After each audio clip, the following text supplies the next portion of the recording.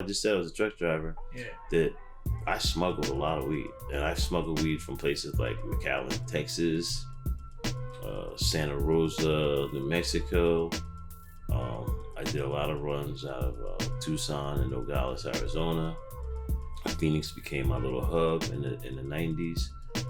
When I wound up getting busted, I got busted from a package that came from Phoenix.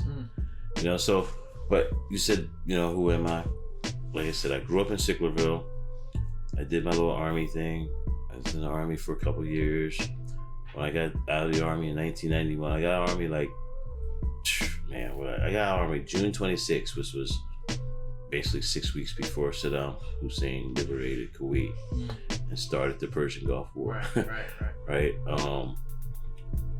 And right after that, though, I started. Now that pissed off people who kind of like read and study stuff. I said liberated Kuwait instead of occupied. It took it over. But people who read history actually understand that he did. If you read history, Kuwait was the 19th province of Iraq until the British and BP Petroleum Oil convinced the Emir of Kuwait. It wasn't a country yet. It was just the top province of Iraq. They convinced him to declare independence, and British forces showed up. I think it was 1963 or 64, somewhere in that area. I mean 61, and they took over the top side and renamed it and just called it Kuwait. If you look at a World War II map, there's no place called Kuwait. Right. You know what I mean? It was Iraq, and the British convinced the Emir to basically become a traitor and take Kuwait and rename it and everything. And then at some point, Saddam got strong enough to try to take it back, and that's what he did. But Americans never hear that part of history. Well, unless you're a reader, you're not. We're used to being on the offensive side of that, doing the same. Yeah, exactly. You know, that's why senators take pictures with you.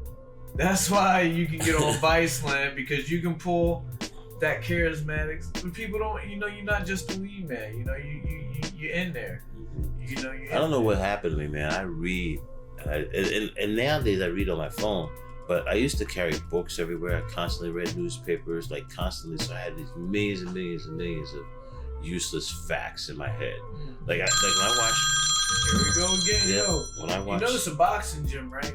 Yeah. When I watch things like. Oh shit! He's gonna punch me, y'all. After we listen, he just heard the ring. Man. Yo, we allies. We are allies, man. We are allies. Yeah. But yeah, like I'm saying, you know, you're not just a pothead, you're not smoking weed. And it's not just you. A lot of people that use marijuana are articulate, read books. They use it to actually study. You know, it's not a burnout drug. Yeah, I tell you, like, listen, I watch shows. When I used to watch like Jeopardy, I would know half the questions. You know, I would do well on Jeopardy. I don't think I'd win. Maybe I get lucky and get a daily double or something to win, but I could do well.